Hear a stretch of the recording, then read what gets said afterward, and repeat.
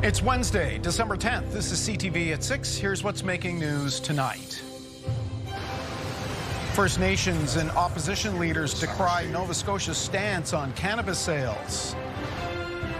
A crook steals thousands of dollars worth of vintage clothes and prances out the door. Snowfall warnings continue as the Alberta Clipper moves through tonight. All of an update just ahead. Live from our Maritimes News Center, this is CTV News at 6. Here is Todd Battis. Good evening. Nova Scotia Premier Tim Houston says he doesn't understand why he and two of his cabinet ministers wouldn't be allowed on a First Nation. One chief and council told them they're not welcome after a crackdown on what the province calls illegal cannabis sales. CTV's Jesse Thomas reports.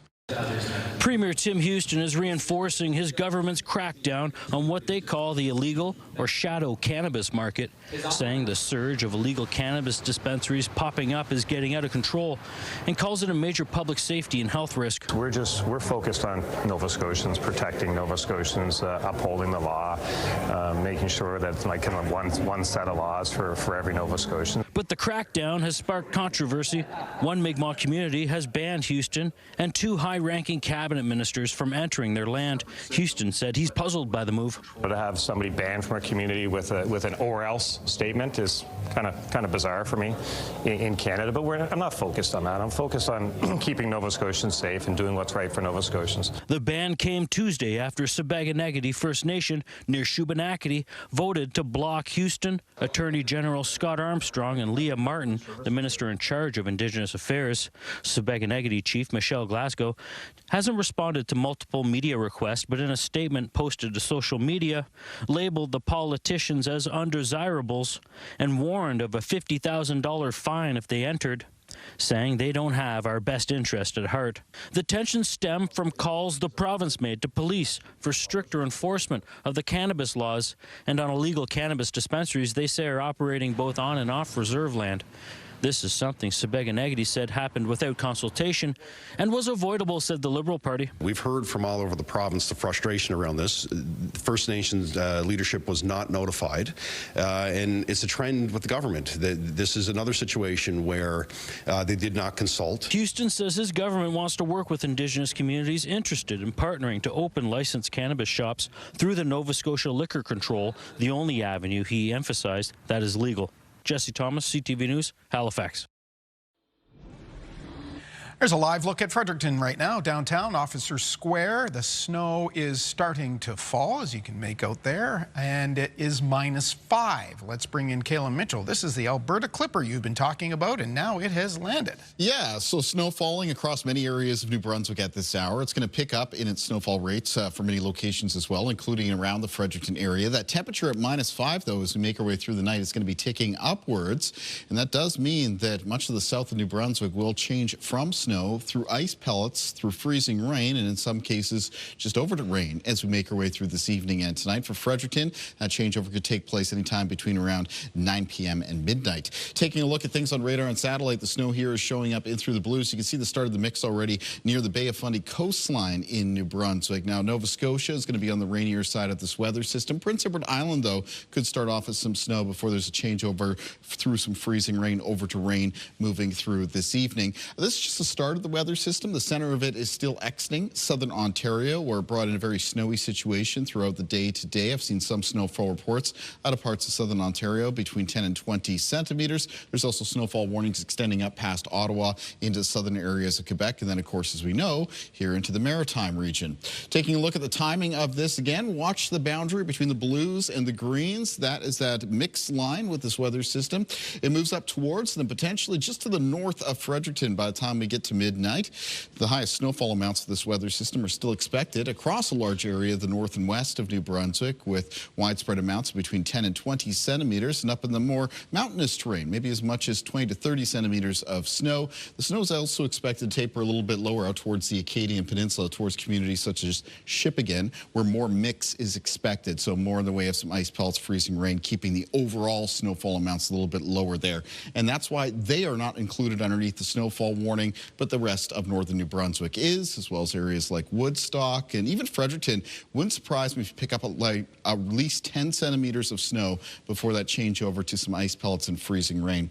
Freezing rain warnings continue on for Sudbury and Queens County, or it may be several hours of icy conditions as we move through this evening and into the overnight, and special weather statements to the south where up to 5 centimeters of snow are expected before the changeover to more rainy conditions. Todd. Those color-coded alerts getting a workout already. They are. Okay, we will see you later in the show. Thank you.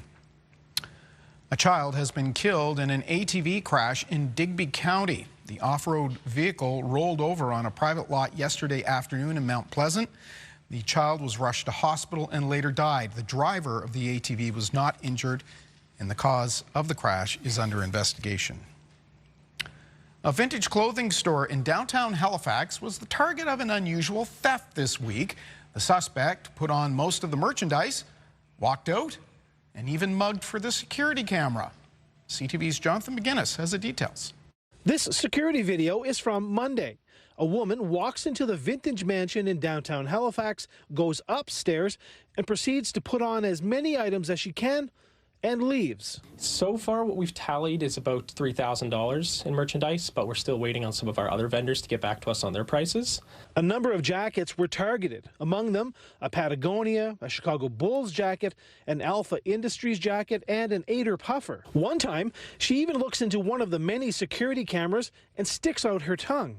We've recently been installing a lot of security cameras. Store social media manager David Gillis says she also took a hat and sweatpants and a signed Mario Lemieux Team Canada jersey. Gillis figures the final sum will be closer to $4,000. Maybe about once every month or so, you'll have someone who's brazenly just stuffing a bag, but there's not a whole lot you can do. Not really supposed to be chasing anybody. And the business rents out space to a number of local vendors to sell their merchandise on consignment. It's a tough time of year for them to lose a significant amount of money. They have their own spaces, they curate their own clothes, they buy them, they put hours into making sure they're all clean and so they can sell them.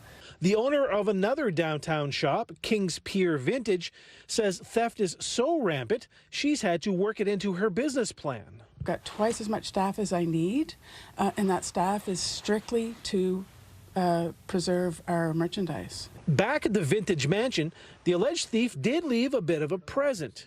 She left her boots behind after changing into a pair of Air Jordans before she walked out wearing them. David Gillis says a report has been filed and he expects someone from Halifax Regional Police to visit the store tonight. He says he holds out hope that some of the merchandise can still be recovered. Jonathan McGinnis, CTV News, Halifax. That video and more on this story is available on our website right now, ctvnewsatlantic.ca. The family of a longtime New Brunswick politician is speaking out tonight about his experience at St. John Regional Hospital while waiting for a nursing home bed. Our Laura Brown has his story. This is how many New Brunswickers remember Sheldon Lee, a longtime MLA, transportation minister, and a force behind the twinning of the Moncton and Fredericton Highway. But his granddaughter recalls a man who put family first. He was the most exceptional grandfather. He was always present, always there. Which is why it's particularly difficult for Taylor Lee Barrio to talk about the last year of his life. It's difficult to share this knowing how proud and how private he was about his personal life, but I do know that he would want us to advocate for others. Lee suffered a stroke 2 days after Christmas last year, leaving his right side mostly paralyzed. It was determined he could not safely return home and had to wait in the St. John Regional Hospital for a nursing home bed. He was transferred to the alternate level of care unit, where the family says there were serious breakdowns in communication and poor policies. He was not able to feed himself, but he had attempted to do so without any supervision, without any assistance. And so we would find, the contents of his lunch all over him and all over the bed. She said they were denied the hospital's physiotherapy services. He had infections that went untreated for days. And because he was a fall risk, he was often restrained in a chair with a tray alone. Patients are left in soiled diapers, as I'm sure you've been told by other families, because they did not have sufficient staff to take him to the washroom we were told that he would have to be left like that for hours on end, which was incredibly demoralizing. He was there for 7 months before he was moved to a nursing home where he spent just over a month. He died in October. The health minister acknowledged it's a matter of staffing. We do need more staff, but we need to look at how we organize our ALC patients in the hospital. When I talked to my grandfather about his political career and sort of how he lived his life, really, he told me that you should always try to help, and that even if you can't solve a problem, you can always make it better. Laura Brown, CTV News, Fredericton. New Brunswick has boasted about unveiling a series of collaborative care clinics, 11 this year. But as CTV's Avery McRae reports, how many are up and running and how many people have been seen remains unclear. St. John's North End is the site for the province's 11th collaborative care clinic unveiled this year. But 24 hours after the announcement, the opposition is questioning what the impact has been. Is the 14,000 number the number of people who have already come off the wait list as they claimed, or is it a number that is expected to come off as they said in their press release from yesterday? Data and facts matter. We're seeing people come off that list. The 14,000 people that we associated with these clinics are being signed up today, tomorrow, the next week, the next month. The number of New Brunswickers that have been taken off the wait list for a primary care provider is unclear. Opposition leaders say the 11 newly announced clinics are not all open and operating. The unveiling in St. John yesterday was an expansion of an existing clinic rather than an entire new space. They have a dubious relationship with the truth. Some of them are new, but they are saying that they are all new and that they've lived up to their promise. Some of them won't even be fully functional for 2 years. From what Green Party leader David Kuhn has heard, the clinics that have opened have issues of their own. The additional staff that the money was being expended on hadn't been hired, hadn't been recruited, and so they couldn't get appointments. The doctors who'd come together, collaborated in Miramichi, for example, brought all their patients with them, and they had no room to put anyone else in there. The province wasn't able to say how many of the 11 clinics are operating or when the ones that aren't will start welcoming patients. But Health Minister John Dornan defends his government's position. As physicians get comfortable with the new service agreement and realize that collaborative care is very, very positive, I am more optimistic than others might be. The province has a goal to connect 86% of New Brunswickers with a healthcare provider. Avery McRae, CTV News, St. John. Get the Maritime's top stories, breaking news alerts, and watch live. Download the CTV News app. Now, American liquor is about to hit the shelves again on Prince Edward Island. Following Nova Scotia's lead, the Island Liquor Commission is restocking its supply of wine, bourbon, and other booze from the States. It will be sold with profits going to food banks across PEI. The government predicts that could amount to $600,000. The sell-off of American products begins tomorrow. There has been plenty of work happening on a property that will house new transitional housing units in Fredericton. Similar units are already in St. John. But the introduction in New Brunswick's capital has not been entirely smooth. CTV's Nick Moore reports. The new transitional housing site on Fredericton's Forest Hill Road is starting to take shape. The sleeping units began to arrive this week. Now we're about to start setting them in place so that we can get the plumbing and electrical connected. Marcella Brunn is the president of Fredericton-based 12 Neighbors Inc., which will operate the site here. The organization is already managing 2 neighborly home sites in St. John, one that opened in the summer, the second last month. Developing the Fredericton site has proven much more contentious. A lively community meeting earlier in the fall heard from people in the neighborhood who said they were not properly consulted and that the proximity of an elementary school was concerning. Last week, a judge denied an application from a resident to stop construction at the site. We are going to make sure that it is a successful project. Housing Minister David Hickey says the provincial government, which is funding the Forest Hill site, has learned a lesson about how to engage with areas where transitional housing is earmarked. We didn't do enough in Forest Hills, and we're going to make sure that we take from that. All these projects, there tends to be some folks who are in favor of it and some folks who are opposed to it, and that remains the case. Hickey says it is important for the Forest Hill site to do well because there are similar projects coming to more communities. I don't want to say specifically where they are because we are making sure that we work with community as much as possible to be involved in exactly what those sites are going to look like. Land has been approved for modular housing in Bathurst, which would be operated by the Chaleur Regional Service Commission. In Fredericton, Marcel Lebrun says the Forest Hill site will have sleeping units for 27 people. Access through a main building, it's staffed 24/7, so it's supportive housing. The Neighbourly Home site in Fredericton is expected to be ready for residents in early January. Nick Moore, CTV News, Fredericton. The city of Halifax has moved to shut down the tent encampment at Lower Flynn Park. That happened this morning. There was one tent at the park and no one was in it. Crews spent the day cleaning up the area and installing fencing. In November, the city de-designated Lower Flynn Park as a location where people can live in tents. The park will be cleared up and contained. The price tag for the work has not been announced. Congestion, bike lanes, and transit, all contentious issues in Halifax. And while City Hall debates, the province has picked a lane and is getting involved. CTV's Callum Smith explains.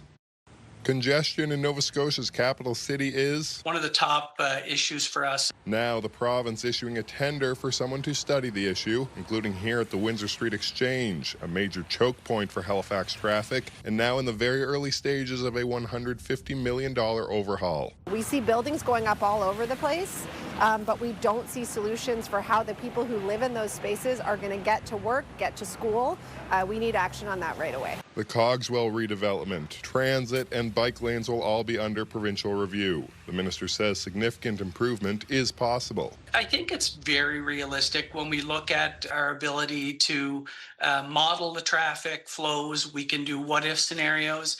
We can change signals. We can change configuration of roads. The provincial study will also focus on long-term changes. The contract has to be inked by February 12th with a maximum of 2 years for the study's completion. The Premier's attack and the Mayor's attack on the bike lanes when it came around the Moore Street really heightened the division when it comes to bike lanes. To say that the congestion we're seeing in our city is caused by bike lanes isn't true. Down at City Hall, it's budget season. Councillors seeing a nearly $55 million price tag for the AAA bike network over the next 3 years, all while councillors push back against a proposed 10.5% tax hike. The total bike network cost has been pegged at $93 million. I think we can all understand that pouring 2,000 pounds of concrete is more expensive than using a few cans of paint, and we can build the bike network out faster. But the mayor was quick to point out that he doesn't want to prejudge before any staff recommendations. Councillor Tony Mancini called for a report analyzing bike lane projects and their cost. Even though I'm in favor of connecting the network, it's not at all cost. So we have to take a look at that. So it's so important to examine the network. How can we do it that's more affordable? That report and more bike lane debate will come to City Hall next month. As for congestion, Mancini hopes the province will help fund solutions. Callum Smith, CTV News, Halifax. After a disappointing end to their season with an early playoff exit, the region's professional men's soccer team has hired a new head coach. We announced the signing of our new leader of our football team. So with Vanni Sartini as our head coach and general manager, we brought in somebody that we really believe can propel us into the upper echelon of teams in the CPL. So that's the team's owner. The Halifax Wanderers, as you heard, introduced Vanni Sartini as coach and general manager, a selection that has stunned the Canadian soccer community. For 4 years, he was bench boss of the Vancouver Whitecaps of Major League Soccer, leading them to the playoffs. It's the first time such a high-profile coach has moved to the Canadian Premier League.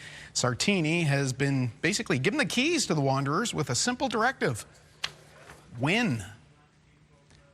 Still to come tonight, details of that Alberta Clipper racing through the region. But first, one family fears losing their maritime dream.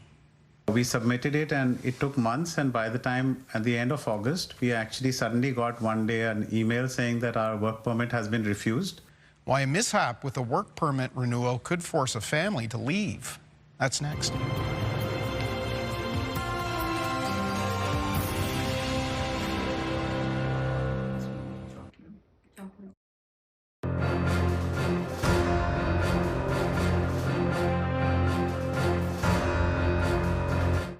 Halifax family that migrated to Canada says the life they built here is in jeopardy, and it all has to do with a mishap in their work permit. CTV's Vanessa Wright has their story. After moving to Halifax from India in 2023, the Khurana family quickly established the life of their dreams.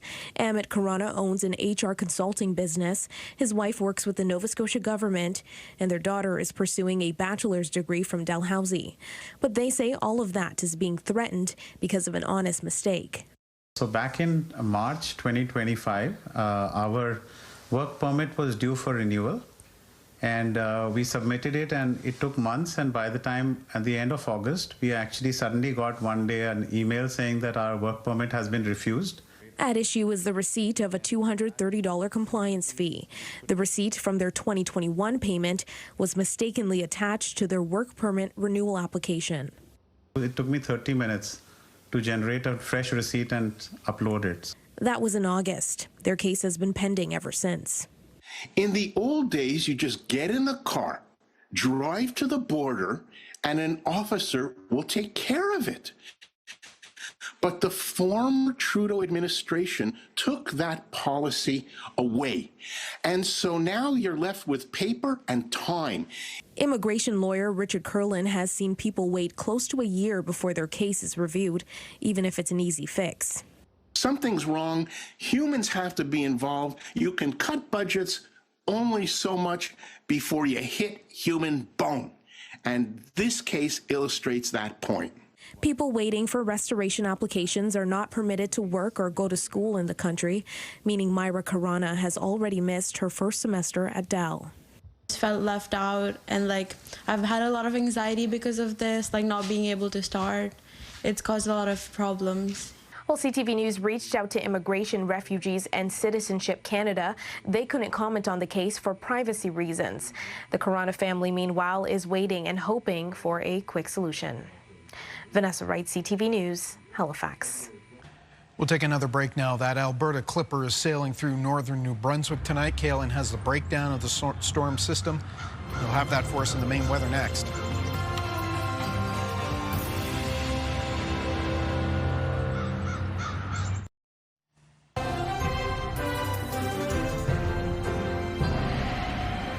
A beautiful 6 degrees on the Lunenburg waterfront right now. Kaylin joins us, and we're going to start with our national outlook. And finally, perhaps, the prairies getting prairie-like winter weather in terms of temperatures anyway. There is going to be another fresh round of some very cold air breaking down through the prairies.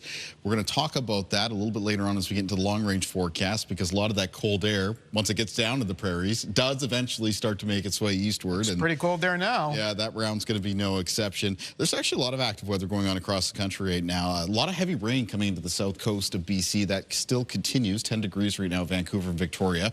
We've got more colder air coming down to parts of Alberta, Saskatchewan through the end of this week. There's already a cold warning out for part of northern Alberta. And you can see where that cold air is sourced. That's up in the north right now. Whitehorse, minus 34 right now. Yellowknife sitting at minus 26. Iqaluit starting to feel some of that colder air. They were only at around minus 3 the other night, but now down to around minus 16. And then, of course, off in the east, we've had this Alberta Clipper system moving through, bringing snow up through southern Ontario, through the Ottawa Valley, up into the St. Lawrence River Valley, and now here into the Maritimes. That's where we're going to pick up with it. So that snow continues to develop and move across New Brunswick this evening, headed towards Prince Edward Island. It is expected to turn through a period of ice pellets and freezing rain through southern and even central areas of New Brunswick as we move through tonight. There may be a period of freezing rain, though, of around 3 to 6 hours for some areas. Remember, Sudbury, Queens County in New Brunswick, you are underneath a freezing rain warning, and it continues as mostly accumulating snow across the north of New Brunswick. It'll be periods of rain during the overnight for Prince Edward Island and Nova Scotia with some rainfall amounts of around 5 to 15 millimeters. Start of the day for tomorrow, we'll see that rainy weather clear across PEI in eastern Nova Scotia. The snow exiting the north of New Brunswick, and in behind it for the afternoon. afternoon. Cloudy with sunny breaks for the region and some isolated showers and flurries. You can think of that as about a 30 or 40% chance of having a shower or flurry through Thursday afternoon. Here's a recap for the snowfall amounts again. You can see the highest amounts expected. Gaspé Peninsula in through Quebec, so our viewers there on the Quebec side of the border, underneath snowfall warnings as well. Some totals 10 to 20 centimeters expected. And same thing goes across the north of New Brunswick, Fredericton, and get up to around 10 centimeters before turning over to that mixture of ice pellets and freezing rain. Taking a look at winds in the forecast for tomorrow, they're going to become westerly for the region. They're going to be blustery. There'll be some gusts of 30 to 50 kilometers per hour, especially for Nova Scotia and Prince Edward Island, and even some gustier wind conditions expected later Thursday night into early Friday morning. Temperatures for tonight for the region in a lot of cases will be rising in a southerly wind. That includes southern New Brunswick, Prince Edward Island, and Nova Scotia, eventually getting onto the plus side of the scale for areas that aren't there yet. It does remain colder, though, through northern areas of New Brunswick, and again, that's where the bulk of the snow accumulation is expected.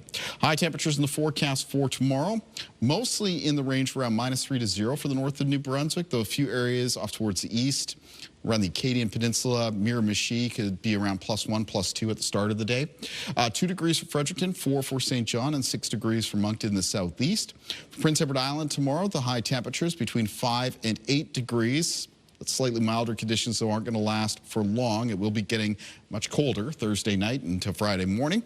For eastern Nova Scotia, the high temperatures between 7 and 9. Northern and central parts of the province with high temperatures between 7 and 9 degrees. And in the southwest of Nova Scotia, high temperatures for tomorrow between 6 and 9. Now, colder air.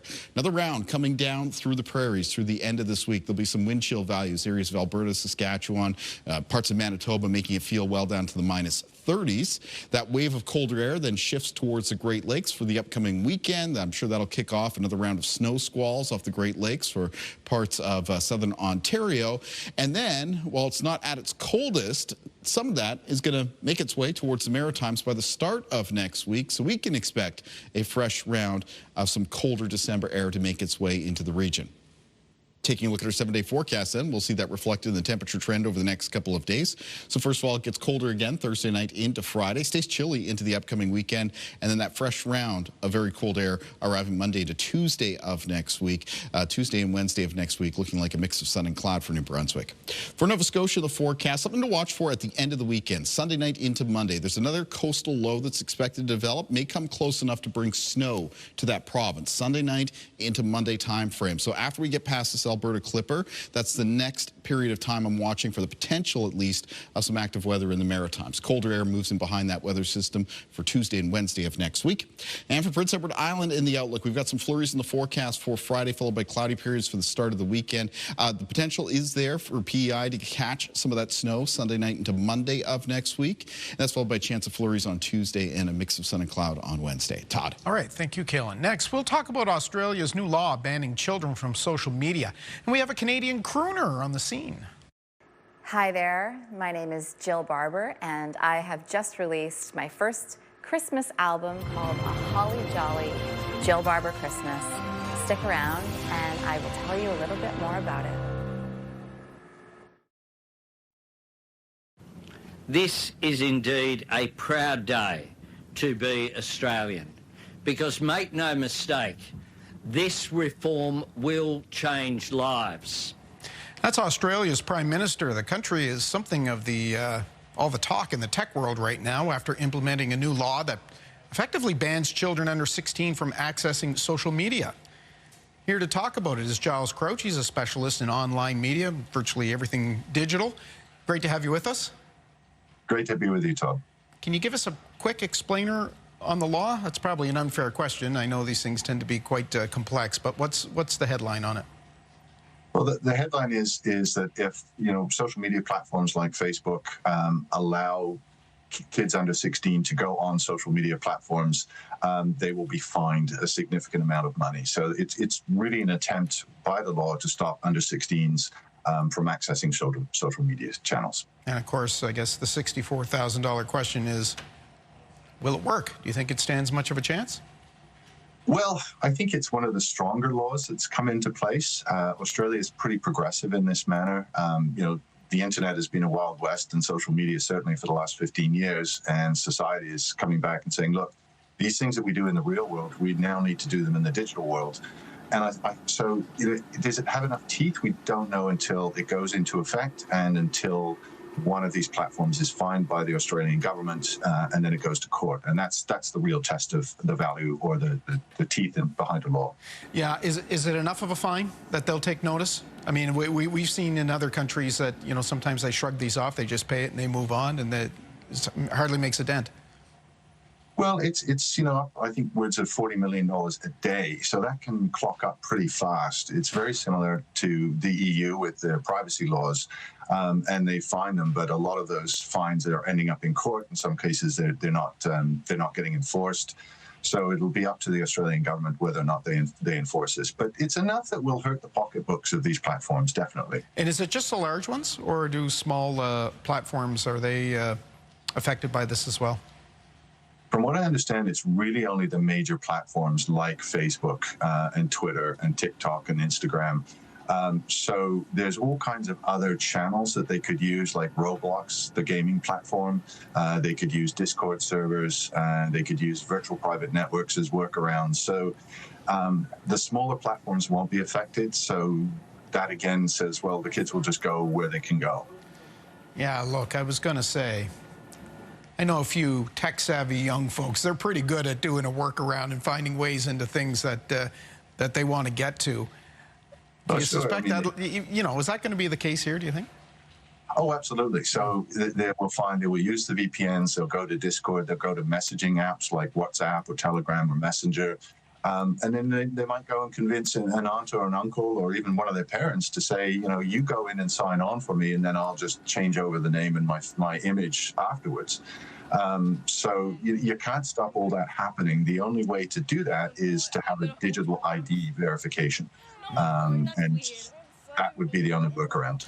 I know critics have been saying that, look, this doesn't do anything in terms of education, and that when they come of age, they'll just be hit with this onslaught of social media anyway. So isn't it better to teach them something so they have the tools to not get adversely affected by all this?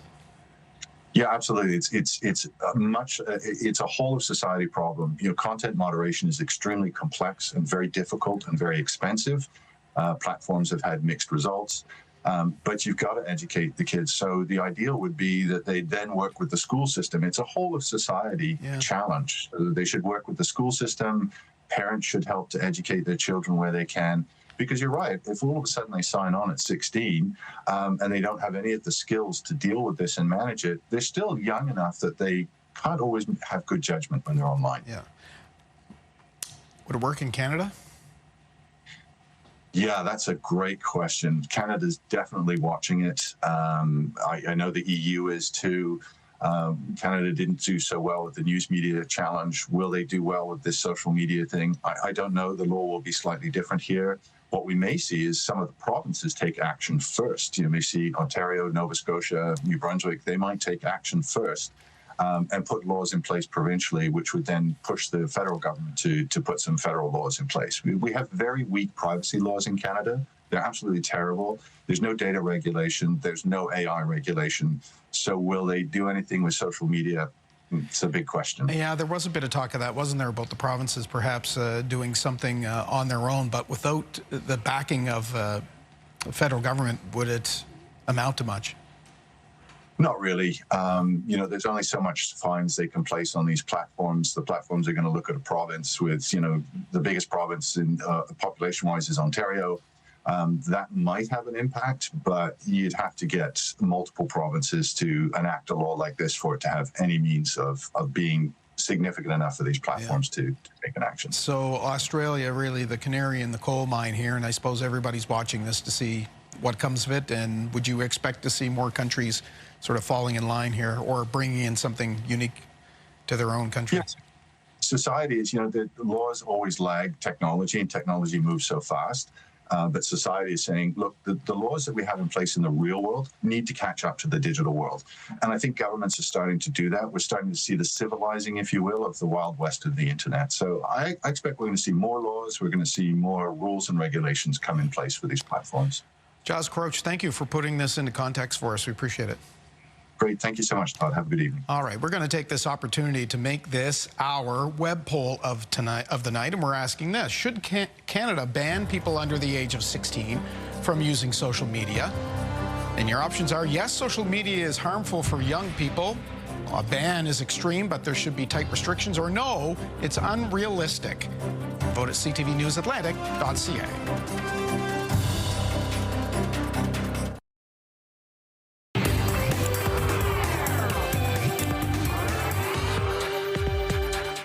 We're on the scene with Katie Kelly. Hi. Festive looking, Katie Kelly. Thank you. Yeah, jacket's festive, right? Yes. Christmassy. Yeah. Tonight, Canadian crooner Jill Barber wrapping up her Christmas tour right here in the Maritimes. Yes, right in Halifax. It's going to close out a 10-date maritime run built around her first ever holiday album. A very Merry Christmas to you. A Holly Jolly Jill Barber Christmas is very warm, cozy, nostalgic, lush with strings and horns, and full of seasonal classics that are very familiar, a few less familiar that should have been classics, and a couple of original holiday songs that I wrote as well. I've been waiting for the right time to make my holiday album because I love Christmas music, and I really wanted to get it right. And this year, you know, I just felt like everything had come together. I had the right team, the right band. I had been compiling musical choices for years, and I just felt like, okay, I'm really ready to dive into the world of Christmas music. And if you ever saw it, you would even say it glows. It was very special for me on this album to do a duet with my big brother, Matthew Barber, who is also a professional musician and singer-songwriter. And on the album, we sing Rudolph the Red-Nosed Reindeer together and do a pretty fun take on that song, I'd say. You know, I think at Christmas time, we want to hear the songs we know and love, but it's nice to get a new version of them because there are so many out there.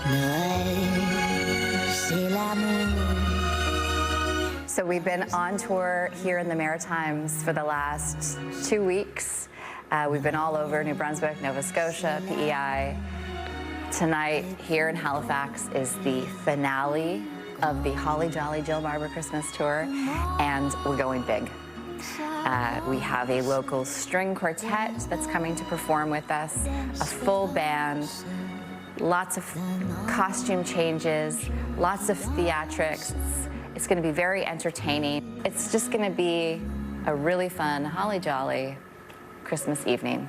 My absolute hope for this record is that it becomes a part of the soundtrack in people's homes at Christmas time, and that it can be tucked away for the rest of the year and brought out again year after year. And my absolute hope of hopes is that my album can be a part of making memories with your family each year at Christmas time.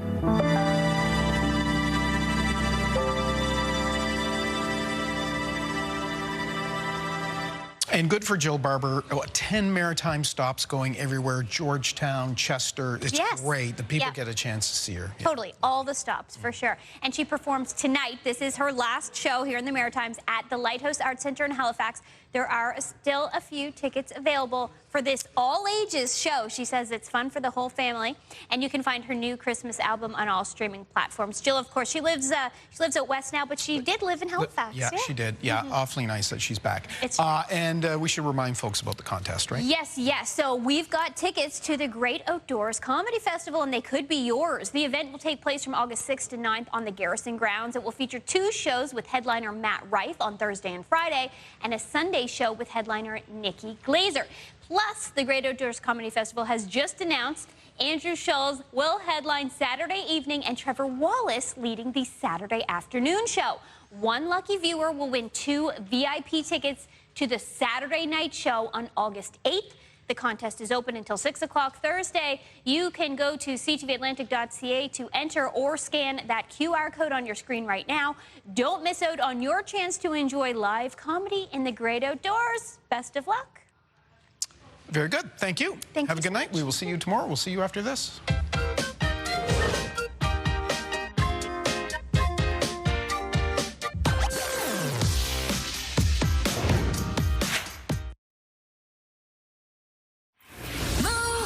Mornings with Aaron and Peter. Did you hear we're giving you 20 grand for the holidays? Plus daily bonus prizes of $500 cash. Listen for your keywords weekdays every 2 hours from 6 to 6. It's proving to be a seesaw week on the markets. The Dow Jones ended the day up 500 points, and as expected, the Bank of Canada held the key lending rate at 2.25%. BNN Bloomberg's Marilla Fernandez has the reasons behind that. The governor for the Bank of Canada says the rate is where it needs to be to keep inflation in check. Tiff Macklem had hinted the rate would stay the same in October, and with growth in the economy and positive employment data, the bank decided not to move. But the governor did point to Canada working through a structural adjustment, which he is keeping a close eye on. Across the border, the U.S. Federal Reserve did cut the key lending rate by 25 points, taking the rate to 3.5 to 3.75%. The central bank says the outlook for inflation and employment haven't changed much since its last announcement in October. The greater concern has been weakness in the U.S. labor market. Shares in Oracle started to sink after the company reported earnings after the end of the trading day. It missed on some key metrics as it deals with rising debt to fund a push into AI data centers. Investors want to see revenue generated from the spending. Here are the closing numbers for the day. The Canadian dollar is up to 72.49. West Texas Intermediate crude is up to 58.79. Western Canadian Select is down to 44.53. And the TSX gained 246 points today for another record close. Those are your business headlines. I'm Marilla Fernandez. All right, let's go to the weather deck. Caroline, earlier in the show, we have that live view of the harbor in Lunenburg. You've got another fabulous look at that same area tonight, albeit a different angle from one of our regular viewers. Yeah, that's right. So we've got a little bit of a Lunenburg theme going on right now. So let's take a look at that picture. It was sent in from Michael Mansfield. Beautiful shot. This is coming in from the night of December 5th, and it must have been a full or either very close to being a full moon. And this is looking at it over Lunenburg Harbor. Beautiful picture here, especially with a few of those clouds there in the foreground. So I want to thank Michael very much for taking the time to share that view with us. As for the Lunenburg area for tomorrow, high temperature near 8 degrees. That temperature may fall a little bit through the afternoon. And there'll be a chance of a shower, about a 30% chance of a shower through the day, otherwise cloudy with sunny breaks and a blustery west wind. Remember, it is quite the mix of precipitation coming across the Maritimes for tonight. Snow, ice pellets, freezing rain for much of New Brunswick, and then mostly rain during the overnight hours for Prince Edward Island and Nova Scotia. We will be left Thursday morning with some rain to clear across PEI in the east of Nova Scotia, and snow will be continuing to exit northern areas of New Brunswick. Morning temperatures mostly around the low to mid single digits, except in the north of New Brunswick, still around or below the freezing mark. Day planner for tomorrow extending into the afternoon. The rain, the snow, that's moved away. It's down to a lower chance of a spotty shower or flurry. West winds, though, that'll have some gusts between 30 and 50 kilometers per hour. A lot of the high temperatures, again, low to mid single digits, except colder in northern areas of New Brunswick. The entire region getting cold Thursday night. Let's take a look at what's coming up on your Morning Atlantic. Thursday on Your Morning Atlantic, Ask the Expert. Our partners at Ritchie's help level up your kitchen from cabinetry to countertops. You're sure to be inspired. Start your morning with us Thursday on Your Morning Atlantic on CTV2 and Crave. We'll wrap things up tonight with this. Italy's national cuisine has become the world's first entire culinary style to be awarded UNESCO status. Being recognized by UNESCO gives Italian food a status that should help protect it from imitators. The designation was confirmed today by the Italian Prime Minister. Italy's agricultural ministry has been trying for 3 years to have the nation's traditional way of growing, harvesting, preparing, and serving food recognized. The country has been fighting against fake Italian food, including things like prepackaged carbonara sauce, oh dear, fake olive oil, and Italian-sounding names on products that are not made in Italy. That is our look at the day here at home. Bruce Frisco is here with your late update at 11:30. CTV News Atlantic.ca has the poll. I'm Todd Battis. Thanks for joining us. Hope to see you right back here tomorrow. Till then, have a good night.